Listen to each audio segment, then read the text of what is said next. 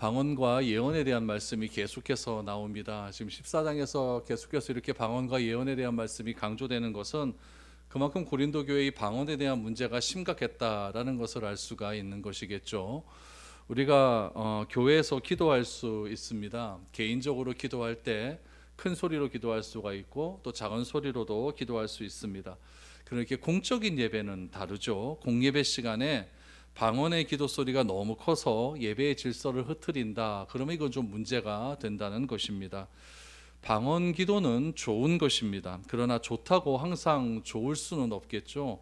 아무리 좋은 은사라 할지라도 사용하는 사람이 다른 목적을 가지고 사용을 하게 되면은 반대의 효과가 나타날 수도 있는 것입니다. 하나님께서는 은사는 너무나 좋은 것이기 때문에 구원받은 사람들에게 이 은사를 선물로 주시기를 원합니다. 그러나 이 은사를 사용하는 사람이 어떻게 사용하느냐에 따라서 교회 전체에 도움이 될 수가 있고 이 은사 때문에 반대로 교회가 해가 될 수도 있다라는 것을 꼭 기억해야 합니다.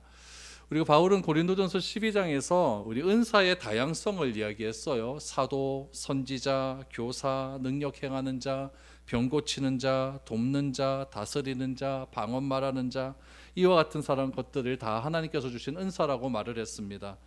그런데 은사 중에서 가장 좋은 은사는 무엇이냐면은 하나님이 주신 목적대로 은사를 잘 활용할 수 있는 은사가 제일 좋은 은사입니다.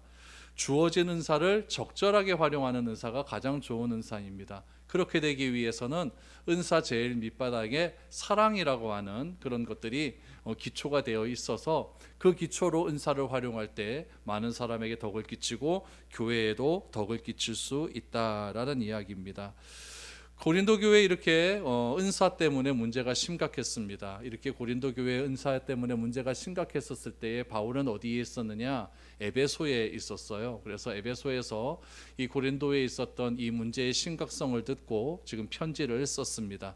그럼 바울이 이 방언에 대해서 또 어떻게 말을 하는지 오늘 본문을 통해서 한번 또 살펴보기를 원합니다. 13절 14절 한번 보시죠. 그러므로 방언을 말하는 자는 통역하기를 기도할지니 내가 만일 방언으로 기도하면 나의 영이 기도하거니와 나의 마음은 열매를 맺지 못하리라 라고 말합니다. 바울은 방언을 하는 사람에게 자기가 어떤 방언을 하고 있는지 알기 위해서 통역의 은사도 함께 구할 것을 말을 하고 있습니다. 바울이 기도를 하는데 방언을 기도를 하는데 자기가 방언 기도하면서 무슨 기도를 알지도 못하는 채로 기도하는 것, 그게 무슨 의미가 있느냐라고 말을 하는 것이죠. 그래서 내가 방언으로 기도한다 할지라도 그 방언 기도의 내용이 무엇인지 분명히 알고 기도하는 것이 나에게 유익이 된다라고 말을 합니다. 여러분, 어떤 분은요 이 방언 기도 때문에 하나님의 존재를 알게 되는 그런 사람도 있어요. 그래서 방언은 하나님의 존재를 믿지 못했는데 기도를 하면서 방언 기도하면서 하나님의 존재에 대한 굳건한 믿음이 생겼다, 이렇게 말을 하는 사람도 있죠. 또 어떤 사람은 믿음과 이성 사이에 잘 안 믿어지는 거죠. 내가 받아들이지가 않는 거죠. 믿음과 이성 사이에 굉장히 이렇게 오고 가는 그런 혼란 속에 빠진 사람들도 어느 날 그 사람에게 방언의 은사가 나타나게 됨을 통해서 하나님의 말씀을 믿을 수 있게 되었다라고 하는 그런 말도 듣게 됩니다. 또한 방언 기도를 하게 되면요, 영으로 하는 기도거든요. 방언 기도는 영으로 하는 기도이기 때문에 굉장히 내가 기도의 습관을 갖는데 굉장히 유익한 기도가 방언 기도라고 할 수 있습니다. 또한 방언 기도는 불신에서 신앙으로 넘어가는 표적이 될 수가 있고, 또 어떤 사람은 기도를 굉장히 오래 못 하시는 분들이 있어요. 한 3, 4분 하고 나면 할 말이 없는 거예요. 이런 분들에게 방언 기도가 들어가면 굉장히 하나님과 깊은 영적인 체험 속에서 오래 기도할 수 있는 그런 은혜도 체험을 하게 됩니다. 그런데 이렇게 귀한 방언 기도가 방언 맞는 것이 너무 좋아서 자랑하는 일이 생기고 남을 판단하게 일이 생기게 되면 그것이 문제가 되는 것 아니겠습니까? 그래서 14절 말씀해 보니까 내가 만일 방언으로 기도하면은 나의 영이 기도한다고 하지 않습니까? 그런데 나의 마음은 열매를 맺지 못한다. 이것이 이제 잘못 활용하게 되면은 열매를 맺지 못하는 그런 경우도 생길 수 있다라고 말을 합니다. 그래서 방언을 받은 사람은 이렇게 기도하라고 이야기해요. 15절에서 17절 말씀 보시죠. 그러면 어떻게 할까? 내가 영으로 기도하고 또 마음으로 기도하며 내가 영으로 찬송하고 또 마음으로 찬송하리라. 그렇지 아니하면 내가 영으로 축복할 때에 알지 못하는 처지에 있는 자가 내가 무슨 말을 하는지 알지 못하고 내 감사에 어찌 아멘하리요. 너는 감사를 잘하였으나 그러나 다른 사람은 덕세움을 받지 못하리라. 이 15절에서 17절 말씀은 뭐냐면요, 다른 사람을 생각하면서 하라는 얘기예요. 한마디로 말하면 이렇게 얘기하는 거죠. 방언 기도는 공예배 속에서 할 때에 덕을 끼치지 못한다고 분명히 얘기를 합니다. 왜 덕을 끼치지 못할까요? 여러분, 은사의 가장 중요한 핵심은 뭐냐면요, 교회에 덕을 끼치고 다른 사람에게 덕을 끼치는 데 있습니다. 그런데 내가 방언으로 기도하는 건 오늘 본문 아까 15절에서 나온다시피 방언으로 기도하면은 보세요, 나는 영으로 기도합니다. 나는 영으로 기도하고 나는 마음으로 기도할 수 있습니다. 또 나는 영으로 찬송하고 마음으로 진심으로 찬양을 합니다. 내가 영으로 기도하고 영으로 찬양하고 하기 때문에 내 삶 가운데 감사가 나에게는 나올 수 있겠어요? 없겠어요? 있다는 거예요. 그런데 내가 방언으로 막 기도하는 내 옆에 초신자가 있어요. 그럼 그 사람이 나를 바라봤을 때 어떻게 하겠습니까? 이거 좀 이상해지는 거예요. 그러니까 그 사람은, 내 옆에서 있는 초신자는 아멘이라고 말을 할 수가 없는 거예요. 제가 중학교 1학년 때 저희가 다니는 교회 수련회 따라갔어요. 동계 수련회인데 그때는 아직 중학교 올라가기 전이거든요. 6학년 때입니다. 6학년 학교는 3월 달에 들어가지만 교회는 12월 딱 되면 중등부로 올라가잖아요. 제가 이제 딱 12월 되고 이제 1월 달에 중고등부 수련회에 참석했어요. 그러니까 수련회 참석하는 것 자체가 싫은 거죠. 6학년짜리 애가 뭐 알겠습니까? 그렇죠? 중고등부 힝아들이 가는데 그 가기가 싫은 겁니다. 그런데 그때 우리 아버지도 막 교회 중직자고 어머니도 막 수련회 따라서 밥 해주고 이러니까 어쩔 수 없이 끌려간 겁니다. 끌려갔는데 참석을 했더니 재밌는 건 하나도 없어요. 재밌는 거 없어요. 6학년짜리라고 그래도 간식도 많이 주고 이래야 되는데, 그때 제가 그때 당시에 뭐 70년대 후반이었으니까 그때는 그런 거 잘 없었거든요. 무조건 수련회 가면 막 사람 반 죽여놨습니다. 막 무덤에 가서 막 간 속에 막 집어넣고 막 이런 거 많이 했었거든요. 저녁 집회가 됐어요. 전도사님이 설교를 얼마나 오래 하는지 한 7, 8시쯤 시작한 게 10시, 11시까지 갑니다. 설교가요. 그러면 6학년짜리는 거의 넘어가는 거죠. 다 끝났어요. 기도의 시간이 되었습니다.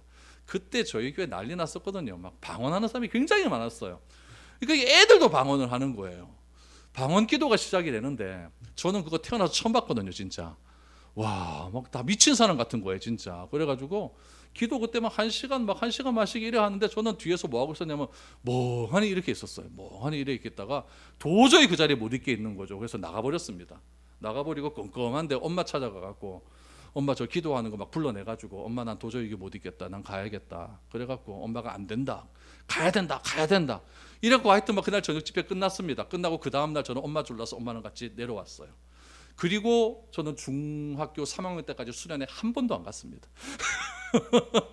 고등학교 1학년이 돼서 중고등부 임원 되는 바람에 억지로 갔지, 임원도 안 됐으면 전 중고등부 때 수련회는 참석을 못했을 거예요. 그 이유가 뭐였느냐? 방언기도 때문에 그래요. 방언기도 때문에. 다 미친 사람인 줄 알았습니다. 중학교 1학년도 안 올라간 6학년짜리 아이가, 여러분, 그 상황이 도저히 이해가 되지 않는 거죠. 기도를 여러분 방언 기도만 합니까? 막 일어나가 막 날락 하죠. 막 미친 사람 같은 거예요. 그때 그 사람들은요 다 은혜 받았다 그랬습니다. 다 성령이 이 가운데 임했다고 했어요. 다 감사했습니다. 그러나 저는요 그 시간이 지옥과 같았습니다. 덕을 끼치지 못하는 거죠. 여러분, 내가 방언으로 기도할 때, 내가 영어로 기도하고 내가 영어로 찬양한다 할지라도 아멘이라고 말하지 못하는 사람이 있을 수 있다라는 거예요. 그런 의미에서 은사는요 교회와 또한 상대방에게 덕을 끼치지 못할 때는 뭐 해야 된다? 절제가 돼야 돼요. 그러면 이렇게 생각할 수가 있습니다. 지금 방언이란다. 바울이 방언을 하라는 얘기입니까? 말라는 얘기입니까? 개인적으로는 하고 공예배 때는 하지 말라는 이야기입니다. 그럼 또 어떻게 또 반대로 생각하면 바울 저 사람 저거 방언 기도 지가 못하니까 우리 보고 못하게 하는 거 아닌가? 이렇게 생각할 수 있는 것 아니겠습니까? 바울은 그런 것들을 너무나 잘 알고 있어요. 그래갖고 18절에서 이렇게 얘기하죠. 내가 너희 모든 사람보다 방언을 더 말함으로, 다 잘한다는 거예요. 하나님께 감사하노라. 그러나 교회에서 내가 남을 가르치기 위하여 깨달은 마음으로 5마디 말하는 것이 1만 마디 방언으로 말하는 것보다 나으니라 라고 말합니다. 바울은 고린도 교회에서 방언한다고 자랑하는 사람들에서 나는 너네보다 방언 훨씬 더 잘한다 이렇게 얘기하는 거죠. 바울이 방언으로 기도하는 것은요, 철저하게 개인적으로 할 때 기도한다는 이야기죠. 바울은 공적인 예배 시간에 절대 하지 않았다라고 말합니다. 바울이 공예배 시간에 공적으로 무엇인가를 가르치기 위해서도 방언하지 않았다라고 말을 합니다. 하나님의 말씀을 진심으로 깨닫게 되는 5마디 말하는 것이 알아듣지도 못하는 방언 10,000마디 하는 것보다 훨씬 낫기 때문이다라고 말을 하죠. 그래서 바울은요, 회중 앞에서 절대 방언으로 말하지 않았다라고 말을 합니다. 여기서 바울이 회중 앞에서 말하는 방언은 랄랄랄라가 아니라 외국어를 이야기해요. 방언을 이야기할 때 여러분 외국어라는 뜻도 있지 않았습니까? 여러분 설교 시간에 정말 전 세계적으로 유명한 외국인 목사님 한 분이 오셔갖고 설교를 하는데 그 목사님이 설교할 때 통역하는 사람이 없어요. 그럼 여러분들에게 은혜가 되겠습니까? 이거는 꽝입니다. 꽝입니다. 아무리 그분이 유명한 목사님이고 은혜를 많이 끼친 목사님이라고 할지라도 그 설교가 우리에게는 유익이 될 수가 없다는 이야기죠. 그러므로 여러분 말하는 것은 알아듣는 말로 하는 것이 제일 좋다라는 이야기죠. 제가 신대원에서 설교학을 배울 때 우리 정성구 교수님이 이렇게 말씀을 하셨어요. 설교는 그 세대별로 알아듣는 그 시대에 맞는 언어로 해야 유익하다라고 말을 했어요. 그래서 아이들에게 설교할 때는 아이들이 맞는 언어로 해야 된다라고 말씀을 하셨고, 또 30, 40대에게 얘기할 때는 30, 40대가 알아듣는 언어, 또 장년층에게 얘기할 때는 그들이 사용하는 언어로 할 때 그것이 가장 유익하다라고 말을 했습니다. 제가 여러분들에게 설교할 때 유치원 아이들에게 설교하는 것처럼 여기 보세요 이렇게 설교하면 여러분들 그것이 은혜가 되겠습니까? 여러분들이 그 설교를 듣고 어떤 마음을 갖겠습니까? 뭐 조카노 이런 생각 안 듣겠습니까? 그러므로 아무리 나에게 은혜가 되고 나에게 감사가 되고 나에게 능력이 된다 할지라도 그것이 다른 사람에게 덕을 끼치지 못한다고 한다면 그것은 아무런 의미가 없는 것입니다. 그러므로 은사라는 것은 나의 유익이 아니라 상대방의 유익을 위해서 사용될 때 그것이 은사를 주신 하나님의 목적에 맞는 용도대로 사용될 수 있는 방법이다라고 말하는 겁니다. 나 중심적으로 살아가기 위해서 나를 위해서 사용하는 것이 아니라 하나님 중심으로 이웃을 위해서 그 은사가 사용될 때에 그것이 바로 그리스도인의 정체성이 될 수가 있는 것이고 그리스도인의 삶의 목적이 될 수가 있는 것이겠죠. 그래서 20절에 보니까 이렇게 얘기해요. 형제들아 지혜에는 아이가 되지 말고 악에는 어린아이가 되라. 지혜에는 장성한 사람이 되라 라고 말합니다. 그래서 이 말은 결국 무엇입니까? 우리가 무엇을 이해하고 생각하고 판단하는 데 있어서 성숙한 어른스러움이 나타나야 된다라는 이야기겠죠.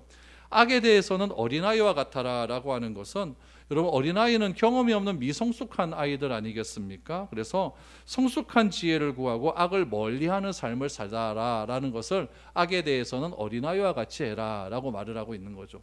이것과 똑같은 말씀이 로마서에도 나옵니다. 로마서 16장 19절 말씀을 한번 보시죠. 너희의 순종함이 모든 사람에게 들리는지라. 그러므로 내가 너희로 말미암아 기뻐하노니 너희가 선한데 지혜롭고 악한데 밀어나기를 원하노라 라고 말씀하고 있습니다. 바울이 이 부분에서 강조하는 악이라고 하는 것은 무엇일까요? 결국 방언은 자기를 드러내는데 수단으로 생각하는 것이 악이라는 거예요. 그러니까 은사는 좋은 것이라고 말하지 않았습니까? 좋은 것인데 그 좋은 것이 항상 좋은 것일 수 있어야 될 수 있는 방법은 무엇이냐? 그 은사가 나를 위해서 사용되는 것이 아니라 상대방을 위해서 교회를 위해서 사용될 때 그것이 아름다워질 수 있는 겁니다. 그런데 이 좋은 은사가 나의 유익을 위해서 사용되고 상대방을 배려하지 않는 은사라고 한다면 그 은사가 뭐라고 이야기해요? 악이다라고 그렇게 이야기를 하고 있는 것입니다. 그래서 이 방언을 절대로 여러분 자기를 드러낼 수 있는 수단, 내 믿음의 정도를 자랑하는 수단 이렇게 이야기해서는 안 된다는 이야기입니다. 이런 바울의 주장을 뒷받침하기 위해서 바울이 이사야 선지자 말씀을 인용하는데 당시 북이스라엘이 아수르에 의해서 멸망을 당할 때 이런 일이 있었다라고 이야기를 하고 있습니다. 어떤 일이 있었는지 한번 보죠. 21절 22절이죠.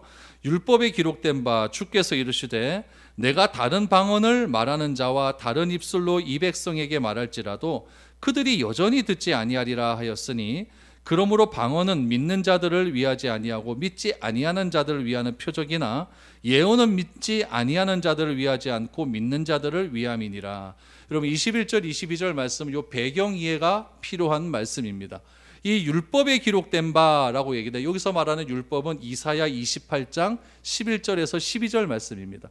이사야 28장이 배경으로 된 그 말씀인데, 이 구절에는 어떤 배경이 있냐면은 북이스라엘이 불순종했어요. 하나님께서 빨리 하나님 말씀을 듣고 회개해라 라고 했는데 선지자들의 말을 듣지를 않는 거예요. 그래서 결국 북이스라엘이 아수르에 의해서 멸망을 당하게 됩니다. 아수르에게 포로로 잡혀가지고, 그렇죠? 포로로 잡혀가게 되는 비극적인 상황을 21절에 율법에 기록된 바라고 이렇게 표현을 하고 있는 거예요. 그런데 당시 선지자들은 무엇을 얘기했냐면 하나님의 말씀을 들었죠? 듣고 너희들 이렇게 살아서는 안 돼, 빨리 하나님께 회개해야 돼 라고 말씀을 한 거예요. 그럼 백성들이 하나님의 말씀을, 선지자들의 말씀을 들어야 될까요? 안 들어야 될까요? 들어야 된다는 얘기예요. 근데 걔네들이 안 들었어요. 그 상황을 이사야 28장 13절에서 이렇게 이야기합니다. 이사야 28장 13절은요 21절 22절 말씀의 배경이에요. 한번 보시기 바랍니다. 여호와께서 그들에게 말씀하시되 경계에 경계를 더하며 경계에 경계를 더하며 교훈에 교훈을 더하며 교훈에 교훈을 더하고 여기서도 조금 저기서도 조금 하사 그들이 가다가 뒤로 넘어져 부러지며 걸리며 붙잡히게 하시리라 라고 말합니다. 요거 자세히 보세요. 제가 요거 히브리어로 말하겠습니다. 죄송합니다. 저도 이거 무슨 말인지 모르겠는데 히브리어로 제가 말할 테니까 잘 들어보세요. 경계에 경계를 더하며 경계에 경계를 더하며 교훈에 교훈을 더하며 교훈에 교훈을 더하고 여기서 조금 저기서 조금, 요거를 히브리어로 뭐라고 어떻게 얘기하느냐, 차브라차브 차브라차브 카브라카브 카브라카브 에세르셈 에세르셈, 요겁니다.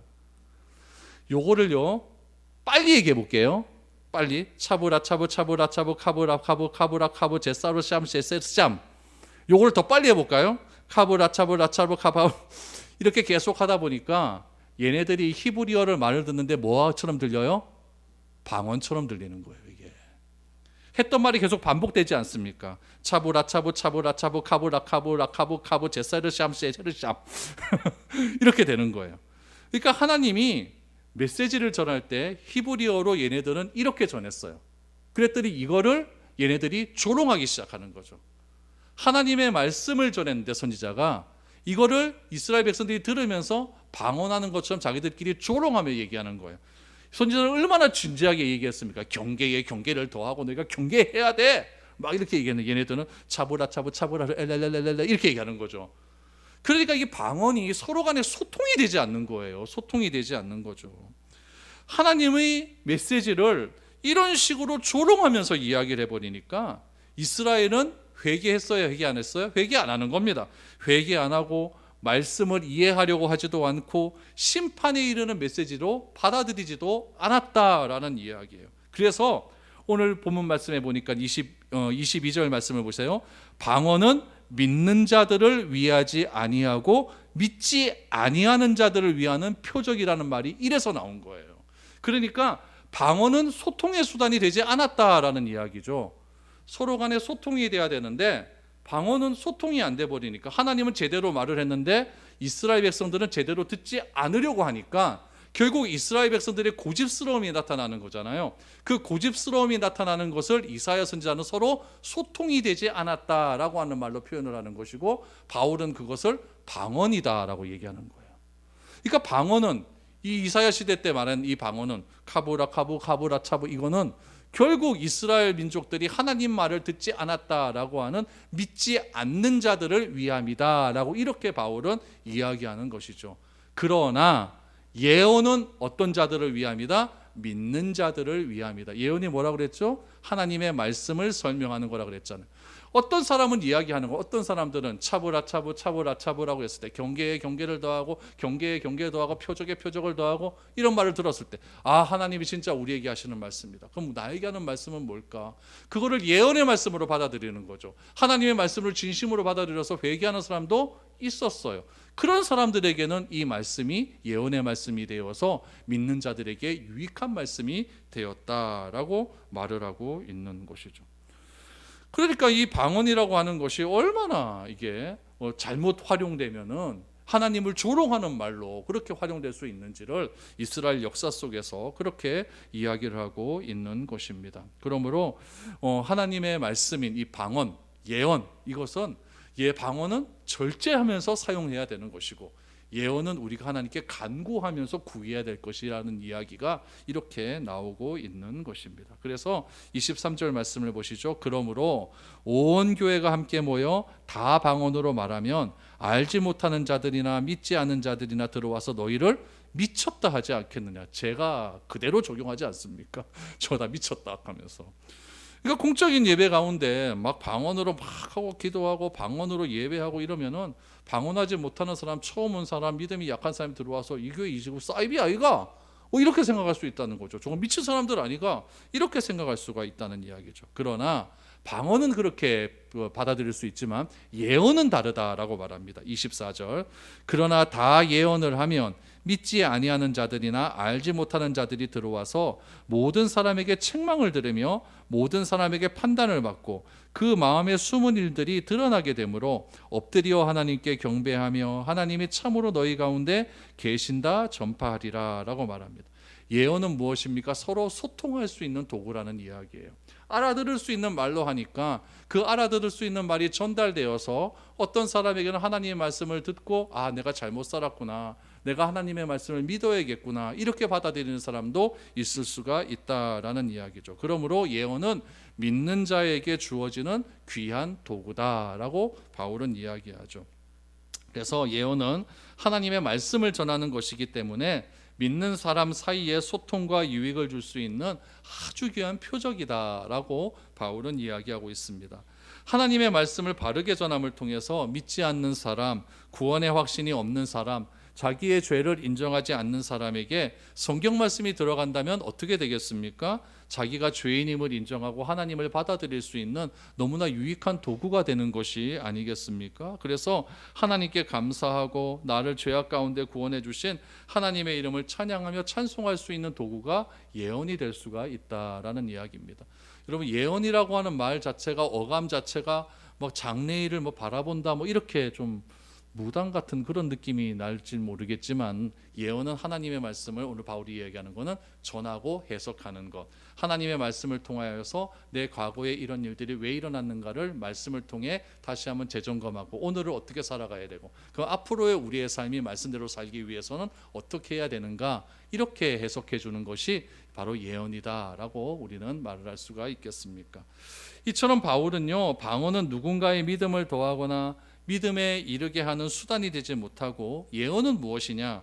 반대로 믿음을 더하거나 믿음에 이를 수 있는 수단이 될 수 있다라는 것을 우리에게 말하고 있습니다. 그래서 예언은 믿는 자들을 위한 표적이다라고 말을 하는 거죠. 그러므로 여러분, 저나 여러분들이나 구해야 될 건 뭘까요? 예언을 구하십시오. 예언을 구하십시오. 그리고 예언을 추구해야 한다는 이유가 바로 여기에 있는 것입니다. 하나님이 우리에게 주신 은사는 너무나 다양한 은사가 있습니다. 그런 은사가 나중심적으로 사용되는 것이 아니라 교회와 이웃을 위한 덕스러움으로 사용되어 주의 몸된 교회가 아름다워지고 온전해지는데 참으로 귀하게 사용될 수 있는 그런 은사가 될 수 있었으면 좋겠습니다. 또 하나, 은사는요, 사용되지 않으면 썩어집니다. 여러분, 10달란트, 우리 달란트 비유에서 하나님께서 달란트를 다 이렇게 10달란트, 5달란트, 2달란트, 이렇게 1달란트 주지 않았습니까? 그런데 하나님께서, 예수님께서 나중에 와서 그것을 이제 나중에 이제 계수를 할 때 5달란트 받은 사람이 10달란트 됐다, 참 귀하다, 이렇게 말을 했어요. 2달란트 받은 사람 또 교부할 때 또 귀하다 했어요. 1달란트 받은 사람은 왜 책망받았을까요? 안 남겼기 때문에? 그게 아니에요. 그게 아니에요. 안 쓰고 그것을 땅에 묻었기 때문에 책망받는 겁니다. 그러니까 하나님께서 만약에 5달란트 받은 사람이 5달란트 받았기 때문에 그를 칭찬했다라고 하면 하나님은 돈만 아는 사람이죠. 돈만 아는 분이겠죠. 그러나 하나님은 이 사람에게 주신 은사를 잘 활용해서 그 활용함을 통하여서 그것이 10배의 결실을 맺고 5배의 결실을 맺고 1배의 결실을 맺고 결실을 못 맺고 거기에 관심 있는 것이 아니에요. 하나님이 나에게 주신 은사를 얼마나 아름답게 잘 활용하였는가, 거기에 관심이 많은 것이죠. 그래서 1달란트 받은 사람은 땅에 묻어놨다가 그것을 가지고 하는 예수 주인에게 책망을 받지 않습니까? 차라리 나 같으면은 그것을 은행에라도 맡겨서 이자라도 받았으면 그게 훨씬 낫지 않느냐라고 그렇게 책망을 하고 있는 것이죠. 하나님은 절대로 우리가 무엇을 많이 남긴다고 해서 우리에게 칭찬하고 조금 남긴다고 해서 우리를 책망하시는 분이 아니라는 이야기예요. 하나님이 책망하시는 건 뭐냐면 이렇게 귀한 은사를 주셨음에도 불구하고 사용하지 않고 그거를 썩혀버리는데 하나님께서는 책망이 있다라는 이야기죠. 그래서 여러분들에게 주신 은사를 잘 활용하시길 바랍니다. 어떤 방법을 써서라도 활용하세요. 교회에서 활용해도 됐고 여러분 이웃에 가서 활용을 해도 됐고 세상에 어디에 가서라도 그 은사를 잘 활용하시기를 바랍니다. 그래서 그것이 나를 드러내는 수단이 아니라 여러분들이 활용되는 그 은사를과 활용되는 그 모임 속에서 아름답게 그 모임이 덕을 주고 그 이웃들에게 덕을 끼치는 그런 은사가 될 때 하나님께서는 그 은사가 참으로 좋은 은사다라고 말씀하고 있는 겁니다. 여러분 오늘 말씀 잘 기억하셔서 우리가 주신 하나님의 은사가 교회와 이웃을 위해 아름답게 사용될 수 있는 그런 은사가 될 수 있도록 서로가 피차 노력하며 경계하며 살아갈 수 있는 저와 여러분들이 될 수 있기를 바랍니다. 기도드리겠습니다.